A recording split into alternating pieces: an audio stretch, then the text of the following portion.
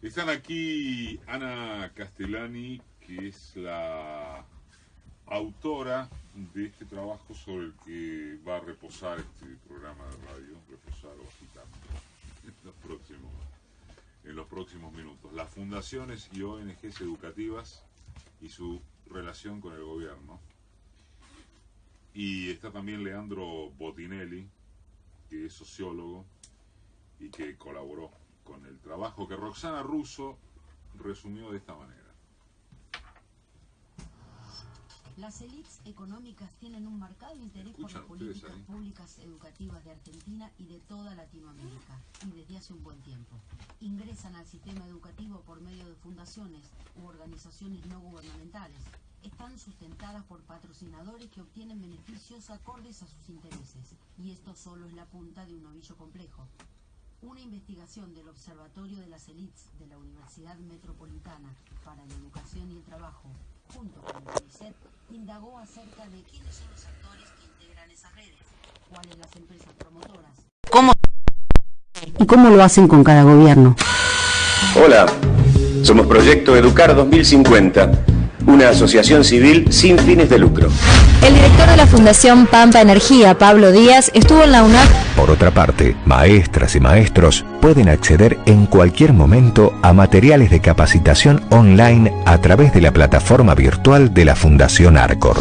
Donar ayuda, pero donar plata todos los meses a una ONG ayuda más.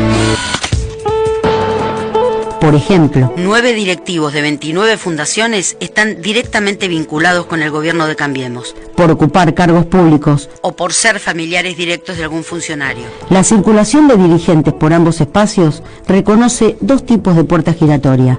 Una de entrada, desde la ONG hacia la función pública. La otra, de salida, de la función pública hacia la educación. Desde las fundaciones hacia el sector público son 7 las que entran por la puerta grande. Eduprensa, Enseñá por Argentina, Fundación Conciencia, EIDOS, Fundación Barkey, Educere y Educar 2050. De estas 7, 5 firmaron importantes convenios con dependencias públicas educativas gobernadas por Cambiemos. En muchos casos lo hicieron sin licitación, por contratación directa. Enseñá por Argentina y Fundación Cimientos son las 2 con mayor cantidad de directivos vinculados con empresas privadas, como por ejemplo Banco Galicia, Techint y Ledesma. Enseñá por Argentina es igual a mayor calidad de educación, menos pobreza, mayor igualdad. El ranking de los patrocinadores lo lidera el Banco Galicia y siguen en la lista Banco Santander Río, Fundación Pampa Energía, Grupo Telecom, Edenor, Toyota. El ejemplo paradigmático de articulación público-privada es el Observatorio Argentinos por la Educación, una ONG creada para dar visibilidad al estado de la educación argentina. De sus 4 socios, 3 son patrocinadores de otras fundaciones educativas: el Grupo Financiero Galicia, la empresa de transporte Román y Pampa Energía. El cuarto socio es CEO y fundador de Despegar. Que es la terrible inequidad entre aquel que puede ir a una escuela privada versus aquel que tiene que caer en la escuela pública. ¿Quién es quién en el ámbito de las fundaciones educativas? ¿Quiénes son los beneficiarios de este entramado? 10 segundos. Modalidades de privatización de la educación. Y finalmente, ¿cómo llega e incide esto en las aulas, con sus alumnos y sus maestros? Vamos. Cuando uno escucha quiénes son los patrocinadores, entiende por qué un tema como este prácticamente no existe en los medios. Esta ha sido otra contribución de Marca de Radio a sí misma para conseguir publicidad. Ana Castellani es quien encabezó el trabajo sobre relación de ONGs, fundaciones y gobierno. Y está también Leandro Botinelli, licenciado en Sociología de la UBA, que además se especializó en investigación educativa desde un enfoque cuantitativo. Estamos transmitiendo, como siempre, en directo por Facebook Live. Sé que es un tema que va a aprender y mucho, entre otras cosas por lo que acabo de decir, porque no existe mediáticamente. La primera pregunta quizás sea retórica en un punto, ¿no? Por lo que se desprende de lo escuchado en el informe de apertura que hizo Roxana, o sea, ¿por qué las fundaciones y todas o buena parte de las ONG educativas aparecen como las principales voceras de las propuestas. ¿Son una pantalla? Ana. Hola, buenos días. ¿Cómo te va? Sí, muy bien. Me parece que en realidad lo que busca el informe es mostrar que un interés que puede ser genuino por parte de las élites empresariales de tratar de incidir o de participar en el debate público sobre temas educativos, se pretende presentar de un modo no sectorial, no como una propuesta del sector empresarial, sino como una propuesta de expertos neutrales que proponen determinadas políticas o propician determinados valores en la capacitación, por ejemplo, de directivos o en lo que tenga que ver con la orientación de las políticas públicas concretas de educación, desde estas fundaciones que no se definen como fundaciones, como en otros países de América Latina, de empresarios o de empresas interesados por el problema educativo. O sea, acá lo que se impugna no es la idea de que los empresarios puedan querer tener una voz en este debate, porque entiendo que los debates educativos son transversales a todos los actores sociales, sino que se presenten como a partir de las voces neutrales de estas fundaciones expertas que permiten un mayor grado de legitimación social de las propuestas que viabilizan. A ver, lo que sería normal o común, o lo que es común en otras latitudes, es que ellos se presentan abiertamente como lobistas en el área educativa y acá no, y se disfrazan de fundación.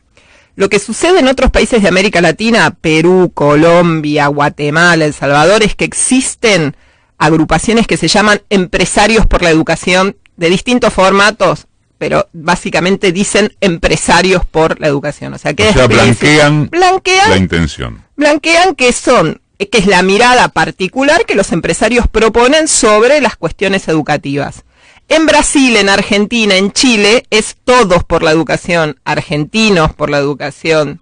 Sí. Es algo que se diluye en un todos que le permite obtener dos valores. Por un lado, la supuesta neutralidad, ¿no? Y expertise, hablando desde otro lado que no es sectorial, y por otro lado, una amplitud, una legitimación mayor que deriva del hecho de presentar un interés sectorial como general. ¿Y el negocio dónde está, Leandro?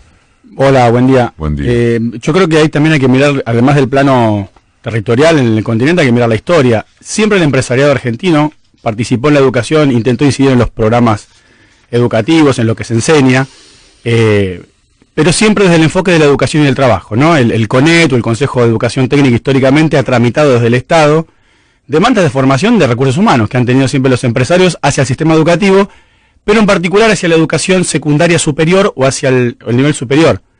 Es lógico que el empresariado, el sector productivo, demande calificaciones, demande recursos humanos, y una parte del sistema educativo puede estar perfectamente vinculado a esta demanda.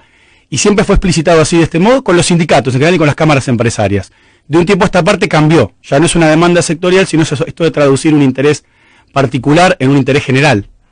Esa es la vocación, me parece, hegemónica, por lo que se habla de argentinos por la educación, y se abandonó en algún punto el concepto de calidad.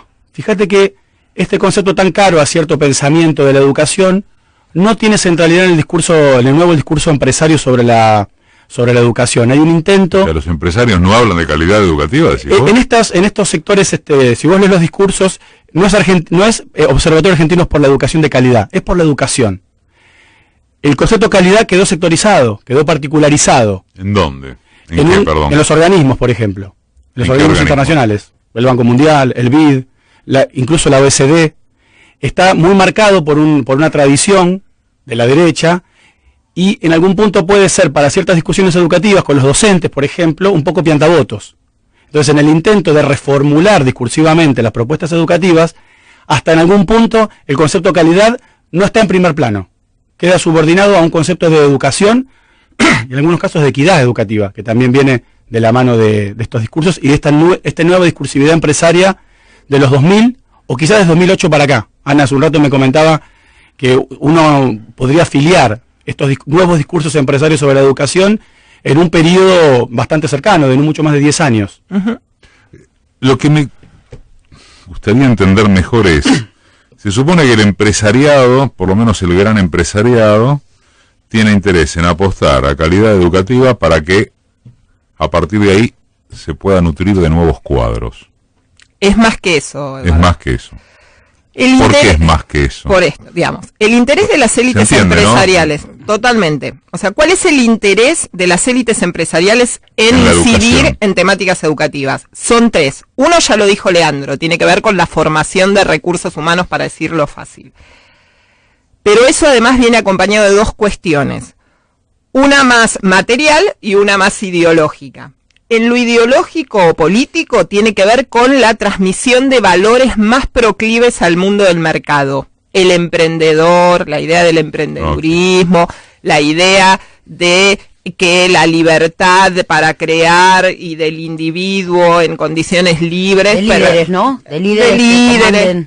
O sea, todo ese ideario del management empresarial se empieza a filtrar. Muy yankee, ¿no? Muy yankee, resumido. ¿Por qué? Porque hay un diagnóstico que es que en Argentina los docentes y el sistema educativo en general propician valores muy contrarios al mercado en términos generales, porque consideran la educación como un bien público. Ahí está lo ideológico. Ahí está lo ideológico. Después está lo material, que es que en torno a todo el sistema educativo se juegan 4 puntos del PBI en términos de recursos económicos y hay una posibilidad de hacer determinados tipos de negocios. No espurios, estoy hablando de brindar servicios educativos que van desde lo más tradicional que uno puede pensar, que es toda la línea de editoriales que generan materiales para los chicos, a, que eso es típico de los 90, que generó todo un ingreso de empresas transnacionales a ese mercado.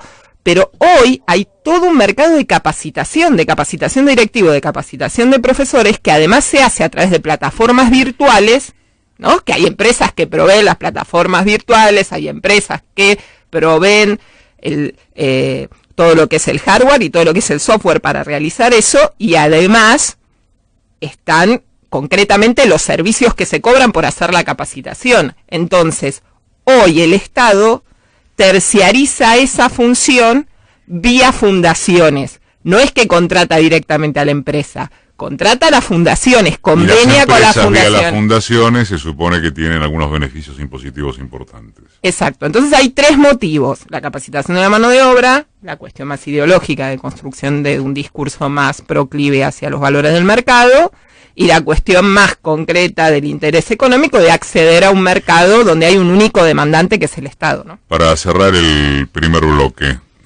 Ana Castellani y Leonardo Botinelli, ¿el mundo docente en general es consciente de esto? El mundo docente participa en algunas de las capacitaciones que brindan, porque algunas son masivas. ¿Son buenas? Las hay de todo. En general uno diría que hay una parte que son enlatadas.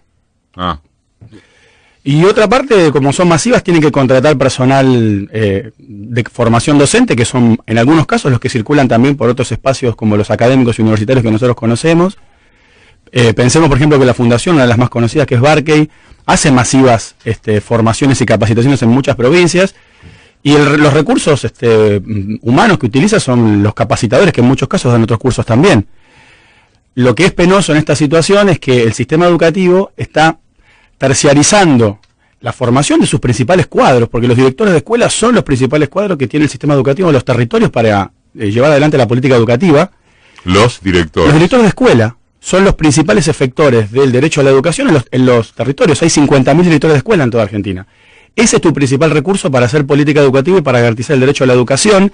Y vos podés terciarizar algo de esto, no sé, las medialunas del café, la capacitación, obviamente lo podés terciarizar, la recepción también, pero el contenido de la formación que le das a esos directores no lo podés tomar de un enlatado ni dar a un privado internacional. Lo tenés que hacer vos porque es tu política, es tu formación de cuadros. Fundaciones, ONG educativas y su relación con el gobierno. La puerta giratoria, Ana Castellani y Leandro Botinelli, así se dice. Marca de Radio con Eduardo Aliberti por Radio La Red. En SEAMSE asumimos el desafío de convertir la basura que vos sacás en materiales reutilizables para cuidar el planeta y que vivas mejor en tu ciudad. Ayúdanos reduciendo y separando tus residuos. Entérate cómo en Facebook /SEAMSE Oficial y en Twitter @SEAMSE Oficial. Tecnología y ecología, cerca tuyo. Hola, ¿me das una maquinita de afeitar? Sí, ¿cuál te doy? La más barata. ¿Otra vez una maquinita barata? Si querés ahorrar, llévate Gillette Presto Barba 3, que te rinde hasta 10 afeitadas suaves sin gastar de más. Las hojas de Gillette hacen la diferencia y vos no gastás de más. Gillette, lo mejor para el hombre. Puede variar dependiendo de los actos y características de cada hombre. Podés tener una idea redonda o que tenga otra forma. El tema es que funcione, como Banco Credicop, que te da las mejores promociones, ahorro y cuotas en miles de comercios y millas para que puedas viajar. Sumate a Credicop, una idea que tiene otra forma y que funciona. ¿Tenés Credicop? Tenés quien te acompañe. Banco Credicop Cooperativo, la banca solidaria. Aplicable a la cartera de consumo. Más información en www.bancocredicop.coop. Siempre nos preguntamos, ¿conviene invertir en ladrillos? La respuesta es sí. Es el mejor resguardo de nuestro capital. Asesorate con Adrián Mercado, Gestión Inmobiliaria. Game of Thrones volvió a Flow. Esperaste mucho tiempo para vivir este momento épico. La batalla de hielo y fuego llega a su final. Y vos no podés quedarte afuera. Suscríbete a HBO desde tu control remoto en el canal 248 de Flow y 55 de Cablevisión HD. Mira un capítulo nuevo por semana y las temporadas anteriores de Game of Thrones. Cablevisión Flow. En BA, de jueves a sábado, 4x2 en vinos, 35% de ahorro llevando 2 unidades o más en huevos de Pascua y pagando con tarjetas Encosud 50% llevando 2 unidades o más. Además, segundo al 70 en marcas seleccionadas de pañales y galletitas. También encontrá estas y otras ofertas más en beadigital.com.ar. En BA, estás ahorrando bien. 18 al 20 de abril para las sucursales BA de Cava y Buenos Aires. En esta Semana Santa, prepárate para vivir en Misiones emociones inigualables. Ingresa a www.misiones.tour.ar. En esta Semana Santa, todos tenemos misiones. Vuelve el viaje de la Kundalini, una experiencia a ojos vendados única en el mundo que no olvidará jamás. Agenda 15 segundos, espérate al cierre. Mayo a las 19 horas en el Teatro ND. Entradas anticipadas en plateanet.com o en la boletería del teatro. Viví la experiencia. Fundaciones, ONG educativas, relación con el gobierno. Ana Castellani, doctora en Ciencias Sociales y autora del trabajo, y Leandro Botinelli, también sociólogo y uno de los colaboradores en este trabajo. Pedro, hacías una pregunta fuera de micrófono que vale volcarla. Sí, en los años 90 varias de las personas vinculadas a estos sistemas ideológicos y especialmente muchos economistas neoliberales impulsaron lo que se llamaban escuelas charter. Esto es una modificación en la estructura educativa, modificación del rol de la gente que brinda la educación, que se tenían que gestionar la escuela, buscar a los clientes. Cada tanto escucho algo respecto de las escuelas charter, pero me da la sensación que el tema desapareció bastante. ¿Cómo se hilvana con lo que ustedes están planteando? Botinelli. La escuela charter es un modelo que en Argentina se conoce poco porque es de lo que se le llama de subsidio a la demanda. Es una escuela privada, pero que en lugar del Estado subvencionar los salarios de los docentes dándole plata a la escuela, lo que le da es un voucher, un bono a las familias, que equivale a plata, con el que las familias compran la educación a la escuela privada que les parece. Es un modelo muy liberal que se supone que mejora la calidad de la educación. Pero también lo querían en la educación pública. También, claro. El modelo ideal de Friedman de hace varias décadas era todas las escuelas deberían ser privadas, y para garantizar equidad, el Estado lo que hace es financiar la demanda, le da a cada familia un bono, que significa plata para una cuota, y la familia elige la escuela privada que le parece de acuerdo a diferentes criterios. Sí, ¿y qué pasó? ¿No funcionó? Eso se aplicó en algunos casos en los 90, en San Luis, claro. Mayormente. El modelo de escuela privada en Argentina no va por ahí. Las escuelas privadas, que hoy son más o menos una quinta parte del total, son las privadas tradicionales que conocemos, sin fines de lucro. 2/3 partes de ellas son de la Iglesia Católica o de alguna congregación católica. Y la privatización de la educación hoy no pasa por el tipo de gestión que tenga que hacer la escuela. Tiene que ver, la discusión es hoy todo el negocio que hay en torno a la educación, ese 6% del Producto Bruto Interno, que es un espacio muy interesante para valorizar capital, para hacer negocios a nivel global y a nivel de los países, y por la posibilidad de mercantilizar contenidos, de transformar contenidos educativos. Esto que estamos hablando hoy. Claro, de transformar contenidos educativos en una plataforma ideológica para desarrollar reformas de otro tipo en la sociedad. De hecho, o sea que para el negocio, digo, la derecha no trabaja ya sobre la gestión educativa, sino sobre los contenidos educativos, o ambas cosas. Sí, de hecho le iba a preguntar, uno de los que estaba a cargo de una de las plataformas virtuales que llegaba a las escuelas es el actual ministro de Educación de la provincia, Sanchezini. Sí, una consultora a nivel internacional que brinda servicios educativos para los sistemas que requieren un montón de servicios, desde los más tradicionales, las editoriales o servicios a veces de limpieza, hasta algunos que tienen más que ver con los contenidos, que es el brindar el servicio educativo, producir la educación. Ana, ¿qué revela el trabajo que hicieron acerca de quién es quién en el ámbito de las fundaciones? ¿Quiénes la sostienen?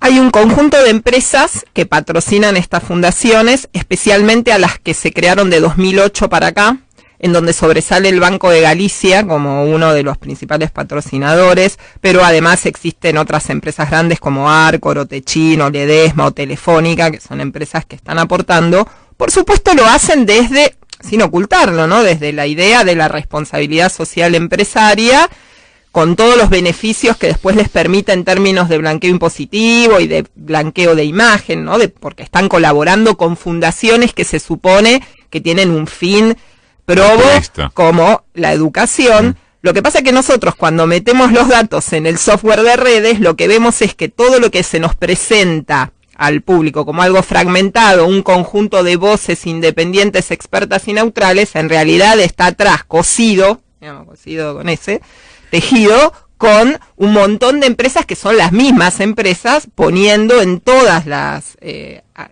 estas fundaciones un aporte. Pero no solamente un aporte monetario, porque nosotros hicimos la reconstrucción de las trayectorias de los directivos de esas fundaciones. Entonces, la reconstrucción de la trayectoria de los directivos. Y entonces ahí encontramos que el perfil que sobresale de directivo de fundación es el de ex CEO o ex gerente de gran empresa. Entonces ahí la pregunta es, ¿por qué una fundación educativa, neutral y experta tendría un consejo directivo integrado por ex CEOs o gerentes de primera línea de Telefónica, de Aerolíneas, del propio Banco Galicia, de la organización Román, digamos, de Pampa Energía, digamos, de empresas que además están muy vinculadas a la actual gestión? ¿Y por qué esas fundaciones son las que convenian en la actual gestión para llevar adelante un conjunto de actividades, especialmente de capacitación de docentes y directivos? Recordemos que 9 de los 29 directivos de las fundaciones ONG educativas están directamente vinculadas con el gobierno macrista, ya sea por ocupar cargos públicos durante la gestión de Cambiemos. 7 de los 9 ocuparon cargos públicos en el macrismo. ¿Sí? O por ser familiares directos de algún funcionario gubernamental. Los otros 2 de esos 9. Y recordemos que la puerta giratoria funciona en los dos sentidos. La de entrada, es decir, los directivos van desde la fundación hacia la función pública. Y la otra es la inversa. Salen de la función pública y van hacia la fundación. Sí, hay unos casos muy puntuales e interesantes, ¿no? Digamos, Victoria Sorraquín Peralta Ramos, directora de Duceres de la década del 90, ¿no? Victoria Sorraquín Peralta Ramos, directora de la ONG Ducere, que es previa, Cambiemos, es de la década del 90, en la localidad de Tandil, muy preocupada por la educación rural y la capacitación de directivos en educación rural. Bueno, eso no es ningún problema, digamos, que las empresas o las élites económicas busquen eso, está claro. El tema cuál es, que Victoria Sorraquín Peralta Ramos hoy es la directora de formación continua de la provincia de Buenos Aires, o sea, está a cargo de la formación continua de los docentes y de los directivos en la provincia de Buenos Aires desde febrero de 2019, y antes, 2 años antes, era funcionaria en el Ministerio de Agroindustria a cargo de escuelas rurales. O sea, el tema es, las empresas crean las fundaciones, arman los paquetes, esos paquetes terminan no solamente vendiéndose al Estado, sino que ya directamente los directivos Son de las Estado. fundaciones se meten en la silla y los implementan. Otro caso exactamente igual es el de Eidos, una que se crea en 2012 por un muchacho joven que quiere fomentar los valores del emprendedurismo, que se llama Agustín Bato Carol. Agustín Bato Carol. Funda Eidos en el 2012. ¿Qué hace a partir del 2015?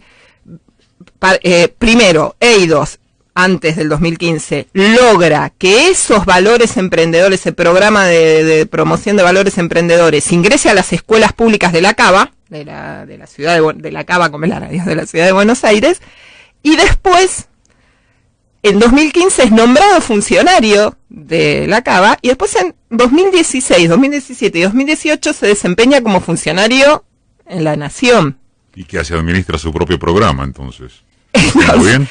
Entonces, está en funciones en el Ministerio de Educación Nacional, organizando los jóvenes en el G20, por ejemplo, que fue una de las últimas cosas, el tema educativo de jóvenes en el G20 lo organiza ahí, con esta promoción de los valores emprendedores, él que es uno de los emprendedores.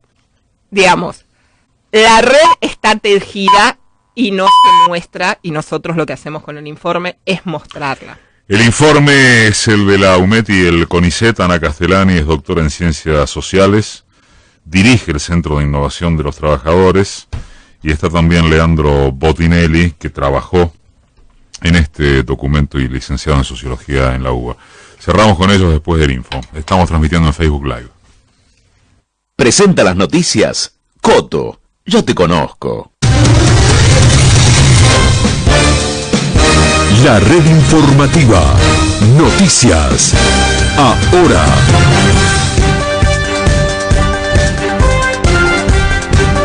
Once de la mañana, 30 minutos. En Buenos Aires, temperatura 19 grados 2 décimas, humedad 42%, cielo algo nublado.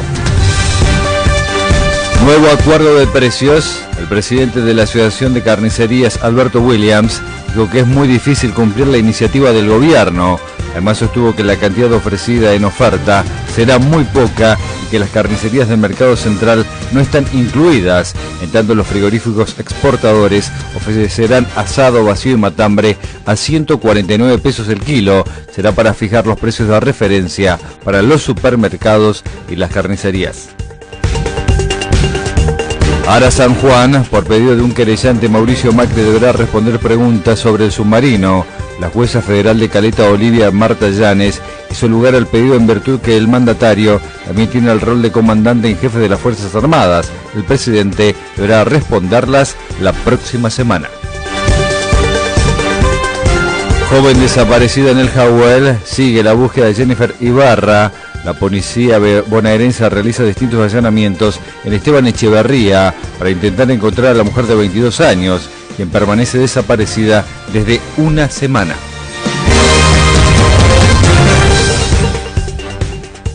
Once de la mañana, 32 minutos. En Buenos Aires, temperatura 19 grados 2 décimas, humedad 42%, cielo algo nublado. Radio La Red. AM910. Pasión por la radio. Este sábado y domingo en Coto, 15% de descuento en un pago con todas las tarjetas de crédito de todos los bancos y 20% de descuento con las tarjetas de débito HSBC. Y hasta el 25 de abril, elegí la promoción que más te guste. 12 cuotas sin interés o 20% de descuento en un pago exclusivo de nuestra comunidad en todos los productos Top House y Top Home y en productos seleccionados de Electro. Coto. Yo te conozco. Los descuentos bancarios no incluyen Electro. Mecánica de los descuentos en www.coto.com.ar. La radio te transporta. Transportar. Vamos. Busca la aplicación desde cualquier celular, bájala y conectate al mundo. Ya no hay fronteras. La radio es portable. Es tuya. Llévala con vos. Ana Castellani, doctora en Ciencias Sociales, autora de ¿Qué hay detrás de las fundaciones y ONGs educativas? Leandro Botinelli, además magíster en Generación y Análisis de Información Estadística por la Universidad Nacional de 3 de febrero. Que hablabas de cómo es el bicho. Observatorio Argentinos por la Educación, que para nosotros es el ejemplo paradigmático de este tipo de fundaciones que se crean en 2017, o sea, es bien del periodo de gobierno actual, que está financiada fuertemente por 4 socios: Banco Galicia, Pampa Energía, Organización Román, empresas muy vinculadas al gobierno actual, y el ex CEO y fundador de Despegar, Roberto Subirón.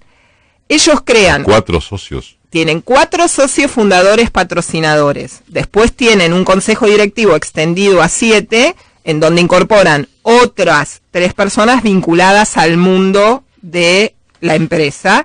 Y la experta en educación, el miembro del consejo directivo experto, es una mujer, que ahora no recuerdo el nombre, que es directora de ¿qué? De una agencia de comunicación estratégica para empresas. Esa es la figura experta que se utiliza en el consejo directivo. No es una experta en educación, sino una experta en comunicación.